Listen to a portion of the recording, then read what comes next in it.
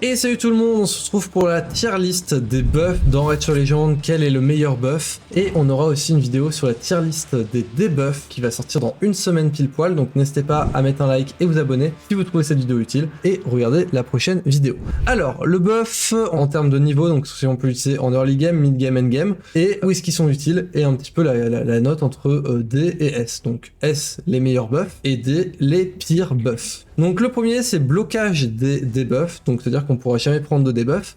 Clairement c'est un S tier. En PvP c'est presque tout le temps utile, à part si en face il retire les debuffs, mais c'est excellent. En PvE sur les vagues ça peut toujours être utile, dans la Doom Tower ça peut toujours être utile, et sur les boss c'est tout le temps utile. Donc blocage des debuffs c'est un S tier et on l'utilise vraiment partout, que ça soit en early game. Bon early game on en a pas trop des blocages de debuffs, mais ça va arriver avec le temps, mais mid game, end game on va l'utiliser tout le temps. Bon immuable c'est le nouveau truc là où ça évite les blocages de temps de recherche de compétences sur un champion.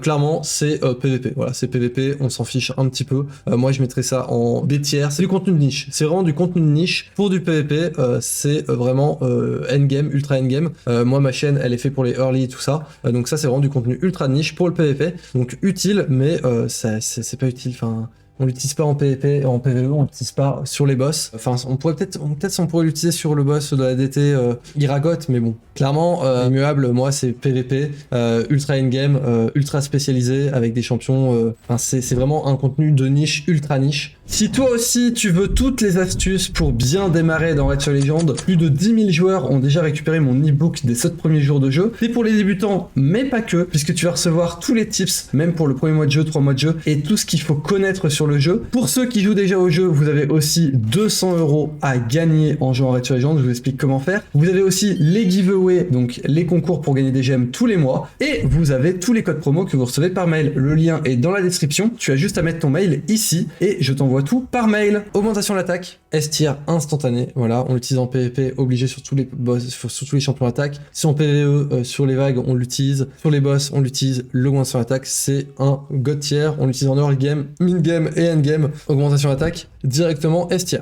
Augmenter la défense, c'est aussi pour moi un S tier. En PvP on l'utilise, ça permet d'être plus tanky, donc mourir moins rapidement. En PvE c'est bien sur les vagues et sur les boss c'est toujours utile. Après on l'utilise beaucoup moins en early game, on va plus l'utiliser en mid game, end game, parce qu'on a moins de champions qui mettent des augmentations de défense en early game, mais par la suite on va l'utiliser, et on aura aussi à la suite des champions qui vont faire des dégâts sur la défense, et donc une augmentation de défense ça fait aussi augmenter les dégâts, très utile sur les boss, donc sympa. Augmenter ça la vitesse, S tier. S tier aussi instantané, ça permet d'avoir jouer plus souvent. Clairement c'est un S tier, en PvP obligatoire, en PvE sur les vagues c'est toujours un bonus, sur les boss en fonction de la team, par exemple le boss de clan on veut pas d'augmentation de vitesse, mais sur les boss où on n'a pas un truc timé, l'augmentation de vitesse c'est un god tier en fait, parce que c'est de la vitesse gratuite, donc augmentation de vitesse, S tier directement, c'est un gros bonus. Augmenter la précision, A tier, c'est pas un S tier puisque on en a pas besoin obligatoirement. Sur les vagues c'est très rare d'en avoir besoin sur les vagues, donc c'est pas très utile. Sur les boss ça peut être utile, vraiment ça peut être utile, et en PvP ça peut être utile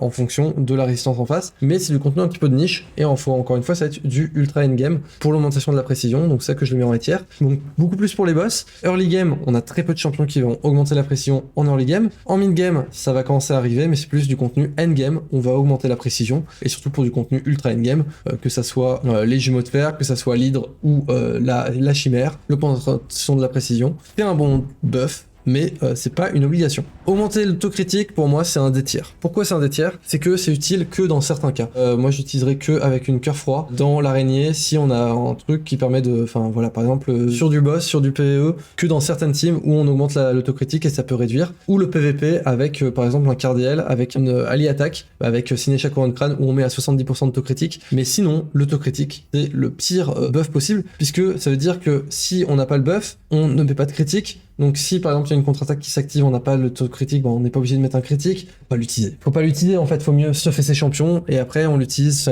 Ceux qui veulent utiliser l'augmentation de taux critique, c'est les personnes qui vont connaître le jeu par cœur et qui vont se dire ouais, comme ma team que j'avais fait avec Cardiel, c'est que j'avais fait ma team avec Cardiel et je me dis tiens, là j'ai mon augmentation de taux critique, j'ai pas besoin de mettre sur mon Sinesha Couronne Crâne 100% de taux critique, je mets du 70%, ça suffit largement et ça me permet d'avoir plus de stats à côté. Mais c'est du contenu vraiment ultra niche, donc pour ça que je mets en D tier, parce que c'est utile que dans certains cas très rare. Augmentation des critiques, pour moi je le mets en B tier, c'est toujours un bon truc d'avoir plus plus de dégâts critiques. On dit pas non. Mais ce n'est pas une obligation, c'est pas une obligation, et c'est parmi les buffs les plus rares, et on s'en fiche un petit peu, c'est toujours du bonus, et c'est utile que pour les persos dégâts. Par exemple, un support, on s'en fiche des dégâts critiques parce que dans tous les cas, il a pas de taux critique. Donc, augmentation de dégâts critiques, je mettrai en B tier. Ça peut être utile en mid-game, end-game, en fonction de vos teams, et plus PVP, boss, PVE. Bouclier, S tier, c'est utile en PVP, c'est utile en PVE, c'est utile sur les boss. Ça augmente les PV de vos teams, ça te permet de tenir plus souvent sur les teams. C'est toujours un bon bonus, en fait, c'est toujours un très bon bonus. Il y a des boss, par exemple le scarabée où le bouclier est obligatoire. Enfin, obligatoire. Je m'entends, c'est que c'est toujours un bonus d'avoir le bouclier, ça permet de faire le boss plus facilement, mais c'est toujours bien, c'est un très bon buff et c'est toujours bien à prendre, donc S tier puisque c'est toujours du bonus. Réanimer après la mort, donc réanimer après la mort, je mettrais ça en A tier, puisque c'est toujours bien, hein, réanimer après la mort, on meurt, bah hop, on se fait réanimer, c'est pas S tier, parce que en fait c'est pas utile tout le temps, il faut savoir l'utiliser au bon moment, si vous allez mourir. PVP, ça peut être utile en PVP, mais si on le retire, bah ça sert plus à rien. C'est PVE, on en a pas trop besoin. Boss, les boss souvent en fait quand on meurt, ça fonctionne, enfin c'est pas que ça fonctionne pas, c'est que le boss de clan par exemple il tape, il tue vos alliés, vous avez une réanimée après la mort. Dans tous les cas, le boss de clan, en fait, dès qu'il arrive à tuer un ennemi, en fait, le tour d'après, il le retue. Donc, c'est pas, la réanimation sur le boss de clan, c'est pas un truc qui est fort. L'hydre, normalement, vous êtes censé tenir en vie, avoir un res ou autre, donc c'est toujours un bonus. Mais par exemple, si l'adversaire, il se fait manger, ça sert à rien. Donc, je mettrais ça en, A tier, B tier. C'est un bon buff. Early game, vous en aurez pas. Mid game, vous en aurez pas. C'est plus un buff end game. Il y a très peu de champions qui l'ont. C'est très utile sur certains contenus comme la nécropole du démon par exemple. Très très fort sur la nécropole du démon. Donc il y a quand même des utilités qui peuvent être sympas. Protection d'alliés, pour moi c'est un A tier. Ça peut être utile en PVP dans certaines teams ultra tanky. PVE ça peut être utile pour les vagues, pour tout ce qui est crypte de faction par exemple. C'est utile dans les cryptes de faction en early game. Enfin mid game. Boss ça peut toujours être utile, mais après par exemple le boss de clan, protection d'alliés. Hop, il est capoute, il meurt très rapidement. Dans la plupart des boss, c'est un peu moins utile. Donc pour ça, A tier, B tier. C'est un perso tanky qui doit le mettre en place. C'est toujours bon à prendre, mais c'est pas le truc de ouf. Par exemple, moi je me rappelle de Jareg en early game. En fait, souvent, c'était pas le top parce que il mourait le plus rapidement. Alors que moi, Jareg, la priorité que je voulais, moi, c'était surtout qu'il mette le break attack. Donc attention à ne pas... Enfin, ils peuvent mourir rapidement. Donc c'est un bon buff, mais c'est pas le buff qu'on veut. Ce sera plus mid-game, end-game qu'on va l'utiliser. Invincible, je sais pas si je mets S tier, je pense, mais j'ai quand même S tier. Je mets S tier parce que pour les boss, c'est excellent. Après, il y a la plupart des boss qui peuvent quand même passer à travers. PVP, ça peut être excellent. PVE, en fait, par exemple, on a Parangon qui permet de débloquer certains contenus rien que grâce à son invincible, alors que c'est un rare. Donc, invincible, je mettrais quand même S tier. Ça peut être utile en early game grâce à Parangon. Mid game, end game. Boss de clan, ça permet de faire des teams invulnérables. Donc, très très bon buff. Très très bon buff. Renvoi de dégâts. Renvoi de dégâts, c'est un buff de niche, très utile sur le chevalier de feu, puisque les renvois de dégâts, ça permet de retirer le shield quand le boss attaque. Voilà, donc si vous avez 5 persos qui ont le buff, ça permet de réduire le shield de 5, donc très très utile. Mais après, pour le reste, je mettrai en B tier parce que c'est pas très utilisé. Renvoi de dégâts, c'est pas très utilisé puisque ça fait pas... C'est pas ce qui fait énorme de dégâts non plus. Voilà. Bon, la rage, c'est le buff du Minotaur, donc on se fiche totalement. Voile. Alors voile, c'est pas le buff que je préfère le plus. Le debuff voile permet de réduire les dégâts, donc c'est toujours un petit plus. Les dégâts de zone de mémoire, donc buff pour le PVP c'est excellent, PVE c'est un petit peu moins utile et les boss en soi c'est presque pas utile, donc pour moi je mettrais B tier et beaucoup plus utilisé en PVP. Early game on n'utilise pas, mid game c'est assez rare, ça serait plus end game et contenu de niche, donc debuff voile assez utile. Contre-attaque, je suis obligé de mettre un S tier parce que chevalier de feu c'est énorme, boss de clan c'est énorme, tous les boss ça peut être énorme. Attention sur lead parce que si vous les faites voler le contre-attaque, qu'après il le met sur tous les adversaires, il le spread. Enfin spread, c'est-à-dire qu'il le met sur tous sur tous ses alliés, ça peut être compliqué. PVP par contre c'est moins utile, mais c'est peut-être à tier pour le coup, peut-être à tier parce que PVP c'est moins utile, mais c'est un très très bon buff. Ça fait moins de dégâts, mais c'est excellent pour les boss et tout. Les teams contre-attaque pour le boss de clan, c'est parmi les premières teams que vous pouvez faire. Enfin, si vous avez Crash-Crâne, chevalier de feu et tout, donc très fort.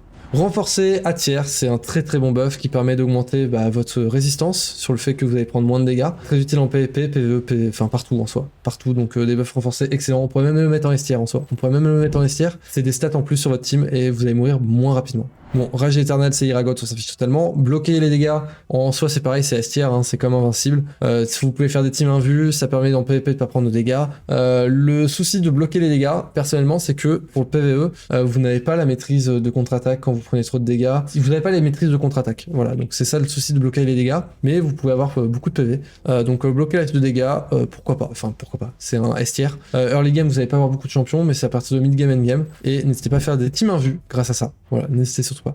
Barre de vie, on s'en fiche, nuage de poison, c'est pareil. Pot de pierre, A tier. PvP c'est un S tier instantané, c'est très fort en PvP, c'est ultra fort. Ok, donc tout à l'heure, j'avais enregistré la vidéo, et c'est juste que ça réduit pas les dégâts infligés par les bombes. Ok, c'est juste ça. Sur les vagues, ça peut être utile, mais c'est pas le plus fort, parce qu'en fait, souvent sur les vagues, vous allez avoir plus de vitesse que les adversaires, donc le pot de pierre, vous allez le perdre très rapidement.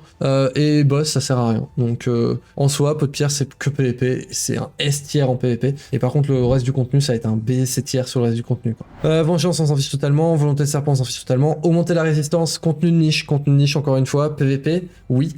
PvE, oui, mais pas partout. Et les boss, oui, mais ça dépend vraiment des endroits, et c'est du contenu plus endgame. Mid-game, si vous avez déjà augmenté la résistance, pourquoi pas, mais ça va être surtout endgame, parce que vous n'allez pas avoir beaucoup de résistance en début de jeu. Voilà, donc je mettrai un petit B tier pour l'augmenter la résistance. Armure d'os, c'est un petit buff qui est sympa, qui permet de réduire les dégâts. Bah, c'est de quoi, c'est, je sais pas combien ça réduit les dégâts, mais pourquoi pas, c'est plus PvP. Voilà, c'est beaucoup plus PvP. Orbe lumineuse, c'est pareil, c'est encore du petit bonus avec des grâces, hein, ça c'est avec les grâces et tout. Donc orbe lumineuse, c'est sympa, mais c'est encore une fois, c'est du bonus, quoi. C'est du bonus. Debuff raillerie, alors debuff raillerie, c'est, pour moi, ça serait un A tier, B tier. Debuff raillerie, en fait, c'est que lui, il va prendre le focus de tous les adversaires, et les adversaires peuvent quand même faire des dégâts de zone et tout. Donc raillerie, c'est encore du contenu un petit peu niche, on va dire. PvP, ça peut être utile. PvE, ça peut être utile sur les vagues, et les boss, ça fonctionne pas tout sur les boss. Bon, Eclipse, ça c'est amuse, donc on s'en fiche totalement. Interception, ça peut être utile pour éviter les tentatives de prendre des contrôles de foot, donc